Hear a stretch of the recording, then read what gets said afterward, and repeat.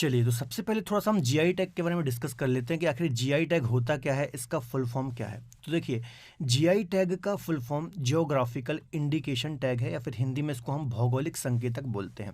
यह किसी उत्पाद की विशिष्ट भौगोलिक उत्पत्ति, विशेष गुणवत्ता, विशेष पहचान के आधार पर दिया जाता है। अब इसका क्या मतलब है, इसको आप समझिए। मान लीजिए एक कोई खास प्रकार का चावल है जो किसी खास भौगोलिक क्षेत्र में पाया जाता है। खास भौगोलिक क्षेत्र से मतलब है, मान लीजिए कोई एक राज्य है, उसके किसी खास जिले में, 1 से 2 जिलों में इसका उत्पादन होता है, ठीक है। तो इसकी एक खास भौगोलिक पहचान हो गई कि फलाना फलाना राज्य है और उसका फलाना फलाना जिला है जहाँ पर इसकी उत्पत्ति हो रही है, ठीक है। अब इसकी एक खास गुणवत्ता है, इसकी एक विशेष पहचान है। इसका मतलब क्या है कि मान लीजिए वो जो चावल है बच्चों, उसकी एक खास सुगंध है ना, उसकी खुशबू काफ़ी अच्छी है, सुगंध है उसमें। जो चावल का दाना है वो काफ़ी बड़ा है या फिर लंबा है। इसके अलावा इस चावल के काफ़ी हेल्थ बेनिफिट भी हैं, ठीक है। तो इसकी क्या हो गई, गुणवत्ता हो गई और विशेषता हो गई, ठीक है। तो इस आधार पर किसी भी उत्पाद को, प्रोडक्ट को जीआई टैग दिया जाता है, ठीक है। तो गुणवत्ता और विशेषता को दर्शाता है जीआई टैग, आपको याद रखना है। फॉर एग्जाम्पल, जैसे दार्जिलिंग की चाय को सबसे पहला जीआई टैग दिया गया था 2004 में। अभी मैं आपको आगे भी डिस्कस कराऊंगा। इसके अलावा आखिर जीआई टैग दिया किन किन उत्पादों को जाता है, तो एक बार ये भी डिस्कस कर लेते हैं। जैसे कि एग्रीकल्चर प्रोडक्ट जो होते हैं, कृषि उत्पाद जो होते हैं, खाद्य सामग्री, फूड स्टफ जो होते हैं, हस्तशिल्प या फिर हैंडीक्राफ्ट जो होते हैं, निर्माण उत्पाद, मैन्युफैक्चर प्रोडक्ट। तो इन सभी प्रोडक्ट को बच्चों जीआई टैग दिया जाता है, आपको याद रखना है। इसके अलावा एक और इम्पॉर्टेंट पॉइंट है, कई बार यहाँ से एग्जाम में क्वेश्चन आता है कि जो जीआई टैग दिया जाता है वो 10 वर्षों तक मान्य रहता है। मतलब मान लीजिए आपने दार्जिलिंग चाय को 2004 में जीआई टैग दिया, ठीक है। तो ये 2014 तक मान्य होगा, 2015 में आपको इसको फिर से रिन्यू करना होगा, ठीक है। 10 वर्षों के बाद इसको पुनः रिन्यू करवाना पड़ता है, तो ये बात आपको याद रखना है। तो 10 वर्षों की इनकी वैलिडिटी होती है। चलिए, तो देखिए जीआई टैग के संबंध में एक अधिनियम भी है जो कि हमारी संसद के द्वारा पारित किया गया है। तो ये क्या बोलता है, देखिए दिसंबर 1999 में जितने भी ये प्रोडक्ट होते हैं या फिर वस्तुएं होती हैं, इनको जीआई टैग प्रदान करने हेतु या फिर इनको सुरक्षा प्रदान करने हेतु वो भारत की संसद के द्वारा भौगोलिक संकेतक या फिर पंजीकरण और संरक्षण अधिनियम 1999 में लाया गया था। इसको क्या बोलते हैं, geographical indications of goods registration and product act 1999 में लाया गया था या फिर पारित किया गया था, ठीक है। इसके अलावा लागू कब से हुआ, तो देखिए पारित तो ये 1999 में हो गया था, लेकिन लागू इसको कब किया गया, 15 सितंबर 2003 को इसको लागू किया गया। और 2004 में, एक साल बाद, पहली बार दार्जिलिंग चाय को जीआई टैग दिया गया, ठीक है। तो ये एक्ट का आपको याद रखना है, 1999 में एक्ट आया था, इसको लागू 2003 में किया गया और दार्जिलिंग चाय को, ठीक है, पहला जीआई टैग दिया गया था 2004 में। तो यहाँ से भी कई बार एग्जाम में क्वेश्चन पूछ लिए जाते हैं। इसके अलावा आखिर देता कौन है जीआई टैग भारत में, तो देखिए जीआई टैग प्राप्त करने के लिए controller general of patents design and trademark, जिसको हम बोलते हैं CGPDTM के ऑफिस में अप्लाई आपको करना पड़ेगा। मान लीजिए आपको किसी प्रोडक्ट को जीआई टैग दिलवाना है ना, तो आपको सबसे पहले क्या करना पड़ेगा, इस ऑफिस में अप्लाई करना होगा कि हमारे ये प्रोडक्ट है, हम इसको जीआई टैग देना चाहते हैं, ठीक है। तो ये फिर उसकी जांच पड़ताल करेंगे, आपका वाकई में प्रोडक्ट है कि नहीं, वो सब ये इंक्वायरी करेंगे, ठीक है। इसके बाद आगे की प्रोसेस होगी। इसका मुख्यालय कहाँ है बच्चों, तो चेन्नई में इसका मुख्यालय है, आपको याद रखना है। वाणिज्य मंत्रालय के department of industry promotion and internal trade के अधीन ये जो ऑफिस है कार्य करता है ना। तो ये किस मंत्रालय के अंतर्गत आता है, तो वाणिज्य मंत्रालय का डिपार्टमेंट है industry promotion and internal trade, तो इसके अंतर्गत ये ऑफिस आता है। तो ये बात भी आपको याद रखनी है, ठीक है। तो चलिए बच्चों, हम जितने भी महत्वपूर्ण 2022 के जीआई टैग हैं इनको एक एक करके डिस्कस करते हैं। वीडियो को आप अंत तक जरूर देखिए क्योंकि काफी महत्वपूर्ण वीडियो होने वाला है। देखिए पहला क्वेश्चन है, अभी दिसंबर में ही हाल ही में कुछ जीआई टैग अनाउंस किए गए हैं। तो किस राज्य के मशहूर गमोचा या गमोशा को जीआई टैग प्रदान किया गया है, तो क्या आंसर हो जाएगा बच्चों इसका, असम। असम राज्य के गमोचा या फिर गमोसा को जीआई टैग प्रदान किया गया है। ये क्या होता है बच्चों, एक सूती कपड़े का गमछा होता है जिसमें रेड बॉर्डर होती हैं, आपको याद रखना है। और इसका उपयोग खासतौर पर सांस्कृतिक धार्मिक कार्यक्रमों में किया जाता है, ठीक है, जो कि महिलाएं और पुरुष दोनों पहनते हैं अलग अलग कार्यक्रमों में। तो याद रखना है, इसमें लाल कलर की एक खास प्रकार की बॉर्डर होती है, तो असम से इसका संबंध है, आपको याद रखना। अभी हाल ही में दिसंबर में ही इनको अनाउंस किया गया है, कुछ ये अपडेटेड है, तो आपको विशेष तौर पर याद रखना है।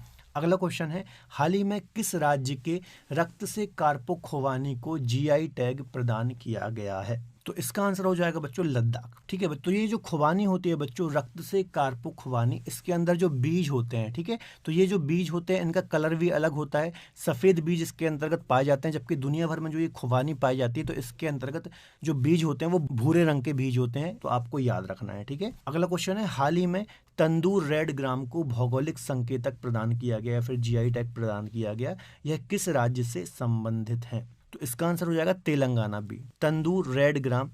तो ये क्या है बच्चों, एक दाल है, खास प्रकार की दलहनी फसल है। ठीक है, अरहर दाल की एक वैरायटी है।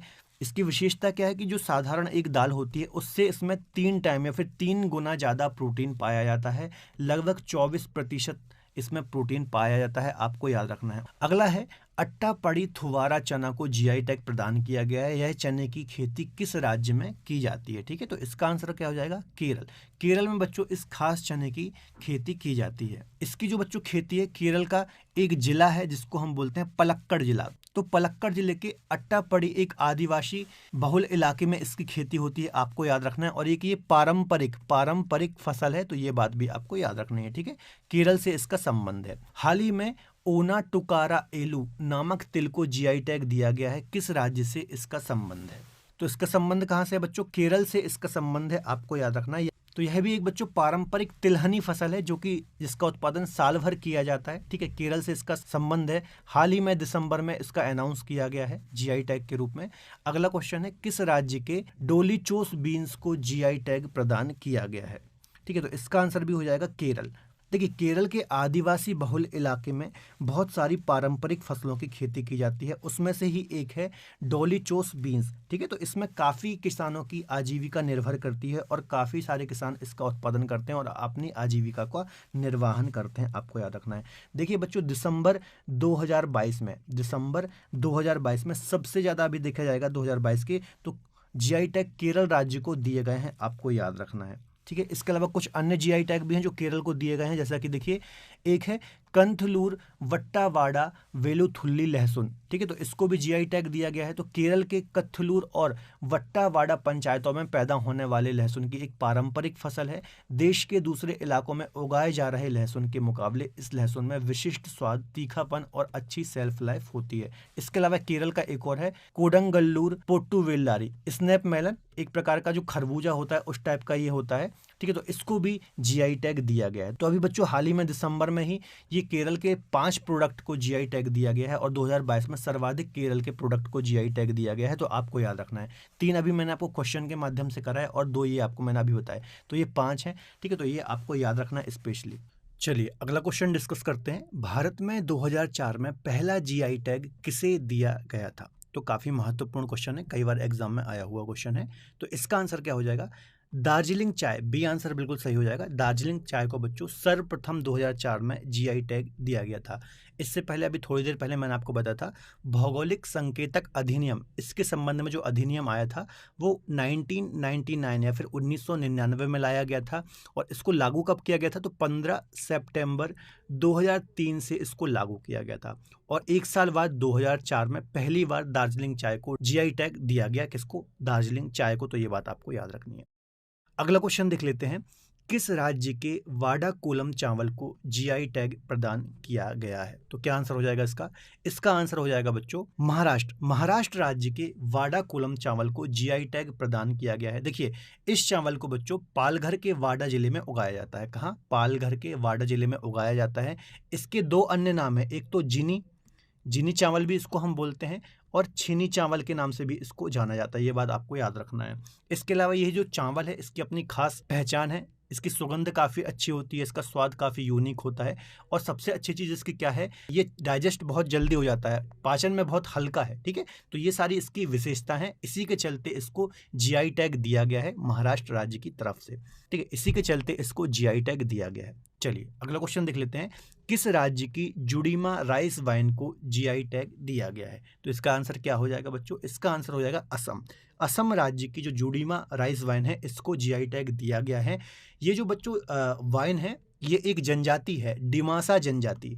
डिमासा जनजाति के द्वारा इसको चावल से बनाया जाता है स्थानीय स्तर पर। ठीक है, और इसको जीआई टैग दिया गया है। तो याद रखना है असम राज्य की ये वाइन है और खास तौर पर इस जनजाति का नाम भी याद रखना है, डिमासा जनजाति। अगला क्वेश्चन देखेंगे, 2022 में केंद्र सरकार ने किस राज्य में मिथिला मखाना को भौगोलिक संकेतक या फिर जीआई टैग प्रदान किया है? तो इसका आंसर हो जाएगा बिहार। सी आंसर बिल्कुल सही हो जाएगा। बिहार राज्य में बच्चों, बिहार और नेपाल के बीच में या फिर आसपास एक क्षेत्र है जिसको हम बोलते हैं मिथिला क्षेत्र, है ना, इसी के नाम पर इसका नाम है मिथिला मखाना। ठीक है, तो मिथिला क्षेत्र में इसको उगाया जाता है। अब ये इसको जो जीआई टैग दिया गया है बच्चों, इससे क्या फायदा होगा? इस जीआई टैग से उत्पादक जो भी इसका उत्पादन करते हैं, ठीक है, तो इसकी उपज में अधिकतम बढ़ोतरी देखने को मिलेगी। ठीक है, तो इससे फायदा क्या होगा बच्चों? जो इसके उत्पादक हैं उनको उसका उचित मूल्य प्राप्त होगा और इसकी उत्पादकता में भी वृद्धि देखने को मिलेगी। ठीक है, तो बिहार से इसका संबंध है, आपको याद रखना है। अगला क्वेश्चन देख लेते हैं, किस देश ने हिमालयी गुलाब नमक को जीआई टैग के रूप में पंजीकृत करने का फैसला लिया है? ठीक है, तो इसका आंसर हो जाएगा बच्चों पाकिस्तान। ठीक है, देखिए हिमालयी गुलाबी नमक, तो इसको पाकिस्तान ने पंजीकृत किया है जीआई टैग के लिए, आपको याद रखना है। क्यों किया है बच्चों? ठीक है, ताकि कोई और देश इसका अनऑथराइज्ड यूज ना कर पाए, उपयोग ना कर पाए, इसको बेच ना पाए अपने नाम से, इसलिए इसने हिमालयी गुलाबी नमक को जीआई टैग के रूप में मान्यता दी है, आपको याद रखना है। इसका उत्पादन कहाँ होता है? तो जो पंजाब प्रांत है पाकिस्तान का, देखिए पंजाब हमारे इंडिया में भी है और पाकिस्तान में भी एक बड़ा हिस्सा वहाँ का पंजाब प्रांत कहलाता है। तो यहाँ पर एक रेंज है जिसको हम बोलते हैं सॉल्ट रेंज। ठीक है, तो यहाँ पर ही इस नमक का उत्पादन किया जाता है और इसमें काफ़ी ज़्यादा खनिज वगैरह पाए जाते हैं, आपको याद रखना है। ठीक है, तो काफ़ी महत्वपूर्ण है, आपको याद रखना है यहाँ से, क्योंकि आप कंफ्यूज हो सकते हैं, इंडिया वगैरह यहाँ पर आंसर लगा सकते हैं या फिर नेपाल वगैरह आप आंसर लगा सकते हैं, तो याद रखना पाकिस्तान ने इसको जीआई टैग दिया है। अगला क्वेश्चन देख लेते हैं, हाल ही में किस राज्य में काई चटनी को भौगोलिक संकेतक या फिर जीआई टैग रजिस्ट्री के लिए प्रस्तुत किया गया है? तो इसका आंसर क्या हो जाएगा बच्चों? इसका आंसर हो जाएगा उड़ीसा। ठीक है, देखिए उड़ीसा की मयूरगंज जो जिला है उड़ीसा का, ठीक है, तो यहाँ के जो ज़्यादातर आदिवासी है इनके पीछे ये चटनी काफ़ी ज़्यादा लोकप्रिय है, आपको याद रखना है। इसे किससे बनाया जाता है? तो इसे बुनकर चींटियों से तैयार किया जाता है ना, तो जो ये बुनकर चींटियाँ होती हैं इसके द्वारा ही काई चटनी बनाई जाती है, आपको याद रखना है। और इसका जो उपयोग होता है बच्चों औषधि के रूप में भी किया जाता है, आपको याद रखना है। इससे पहले 2019 में उड़ीसा रसगुल्ला को भी जीआई टैग दिया गया था, तो आपको याद रखना है। अगला क्वेश्चन देख लेते हैं, किस राज्य के पारंपरिक वाद्य यंत्र नरसिंहपेट्टई नागस्वरम को जीआई टैग दिया गया है? तो अच्छा क्वेश्चन है, इंपॉर्टेंट क्वेश्चन है, इसका आंसर हो जाएगा डी तमिलनाडु। ठीक है, तमिलनाडु राज्य के इस वाद्य यंत्र को जीआई टैग दिया गया है, आपको याद रखना है। अगला क्वेश्चन देख लेते हैं, भारत में जीआई टैग का स्लोगन क्या है? तो ये स्टैटिक क्वेश्चंस हैं, ऐसे आ जाते हैं कई बार क्वेश्चंस। ठीक है, तो इसका आंसर क्या हो जाएगा? इसका आंसर हो जाएगा बच्चों अतुल्य भारत की अमूल्य निधि। ठीक है, अतुल्य भारत की अमूल्य निधि, ये आंसर ही इसका सही हो जाएगा। तो ये इसका स्लोगन है जीआई टैग का, आपको याद रखना है। नेक्स्ट क्वेश्चन देखते हैं, किस राज्य के गुलबर्गा तुअर दाल को जीआई टैग प्रदान किया गया है? तो इसका आंसर हो जाएगा कर्नाटक। ठीक है, कर्नाटक राज्य की जो गुलबर्गा तुअर दाल है इसको क्या दिया गया है? जीआई टैग दिया गया है। बच्चों यदि बात करें इस तुअर दाल की, तो यह अपनी क्वालिटी के चलते, अपनी गुणवत्ता के चलते दुनिया भर में काफ़ी मशहूर है। ठीक है, इसके अलावा जो ये गुलबर्गा तुअर दाल है बच्चों, अपनी स्वाद, सुगंध और पोषण के लिए जानी जाती है, फिर इससे भरपूर होती है, तो ये बात भी आपको याद रखनी है। ठीक है, चलिए अगला क्वेश्चन देख लेते हैं, किस राज्य के अलीबाग सफ़ेद प्याज को जीआई टैग प्रदान किया गया है? तो क्या आंसर हो जाएगा इसको? महाराष्ट्र। ठीक है, महाराष्ट्र के अलीबाग सफ़ेद प्याज को हाल ही में जीआई टैग प्रदान किया गया है, आपको याद रखना है। बच्चों जो ये अलीबाग सफ़ेद प्याज होती है, ये अनेक इसमें औषधीय गुण पाए जाते हैं, इसलिए औषधि बनाने में भी इसका यूज़ किया जाता है। इसके अलावा हृदय रोग जो होते हैं, ठीक है, हृदय रोग के उपचार, कोलेस्ट्रॉल नियंत्रण, इन सभी में भी इसका यूज़ किया जाता है। इसके साथ साथ जो डायबिटीज़ के रोगी होते हैं, मधुमेह के रोगी होते हैं, तो उनके लिए भी ये काफ़ी ज़्यादा फ़ायदेमंद होती है, क्योंकि ये इंसुलिन को रिलीज़ करती है। ठीक है, तो काफ़ी ज़्यादा इसके औषधीय गुण हैं, इसी के चलते इसको जीआई टैग प्रदान किया गया है, आपको याद रखना है। काफ़ी महत्वपूर्ण इंपॉर्टेंट है ये, महाराष्ट्र से इसका संबंध है। अगला क्वेश्चन देख लेते हैं, कहाँ की गुच्छी मशरूम को जीआई टैग प्रदान किया गया है? ठीक है, क्या आंसर हो जाएगा इसका? तो इसका क्या आंसर हो जाएगा बच्चों? इसका आंसर हो जाएगा डी, जम्मू कश्मीर के गुच्छी मशरूम को जीआई टैग प्रदान किया गया है। देखिए यह दुनिया के सबसे महंगे खाद्य पदार्थों में शामिल है, आपको याद रखना है। 25 से लेकर के 30,000, ठीक है, पर केजी के हिसाब से बच्चों ये मार्केट पर उपलब्ध है। तो काफ़ी महंगी ये मशरूम होती है। क्यों ये इतनी महंगी होती है? क्योंकि अपने इसके अनेक औषधीय गुण हैं, है ना? औषधि बनाने में इसका यूज़ होता है। हार्ट रोग के लिए ये काफ़ी अच्छी मानी जाती है। इसके अलावा स्थानीय लोग इसे छतरी डुंगरू भी कहते हैं, ठीक है? तो ये बात भी आपको याद रखना है। चलिए अगला क्वेश्चन देखते हैं। किस राज्य की मशहूर मिर्च डले खुशीनी को जीआई टैग प्रदान किया गया है? तो इसका आंसर क्या हो जाएगा? इसका आंसर हो जाएगा बच्चों सिक्किम, ठीक है? सिक्किम राज्य की डले खुशीनी मिर्च को जीआई टैग प्रदान किया गया। देखिए ये सिक्किम की बच्चों लाल मिर्ची है, या फिर इसको लाल चेरी मिर्च भी कहा जाता है, आपको याद रखना है। जिसे दुनिया की सबसे तीखी मिर्च के अंतर्गत रखा जाता है। मतलब जो दुनिया की बहुत ज़्यादा तीखी मिर्च है उसमें से एक ये भी मिर्च शामिल होती है, जिसको हम बोल रहे हैं डले खुशीनी मिर्च। तो याद रखना है सिक्किम से इसका संबंध है, ठीक है? चलिए अगला क्वेश्चन डिस्कस करेंगे। किस राज्य के नागा खीरा को जीआई टैग प्रदान किया गया है? ठीक है, तो इसका आंसर हो जाएगा बच्चों नागालैंड। नागालैंड के नागा खीरा को जीआई टैग प्रदान किया गया है। यह पूर्वोत्तर के सबसे महत्वपूर्ण फसलों में से एक है, आपको याद रखना है, ठीक है? पूर्वोत्तर राज्य जो है बच्चों, इसमें सबसे महत्वपूर्ण फसलों में नागा खीरा भी शामिल होता है, आपको याद रखना है। नागालैंड में इसका सर्वाधिक उत्पादन किया जाता है। इसके अलावा इसके अपने बहुत सारे हेल्थ बेनिफिट भी हैं, ठीक है? ये पोटेशियम से भरपूर होता है, आपको ये बात भी याद रखनी है, ठीक है? अगला क्वेश्चन देखेंगे। अगला क्वेश्चन है किस राज्य के काले चावल, जिसे चाखाओ भी कहा जाता है, को जीआई टैग प्रदान किया गया है? तो इसका आंसर क्या हो जाएगा? इसका आंसर हो जाएगा बच्चों डी। मणिपुर के जो काले चावल है, जिसे चाखाओ भी कहा जाता है, इसको जीआई टैग प्रदान किया गया है। देखिए ये अपनी खास किस्म के लिए जाना जाता है। ये काफ़ी सुगंधित होता है। इसके अलावा चिपचिपा चावल होता है, जिसे सदियों से उगाया जा रहा है मणिपुर में, ठीक है? तो याद रखना है काफ़ी सदियों से इसको उगाया जा रहा है। अपनी खुशबू चिपचिपेपन के लिए जाना जाता है। इसके अलावा चिकित्सा प्रणालियों में भी इसका काफ़ी ज़्यादा यूज़ होता है। इसमें काफ़ी मात्रा में फाइबर वगैरह भी पाया जाता है। तो ये बात भी आपको याद रखना है, ठीक है? चलिए अगला क्वेश्चन देखेंगे।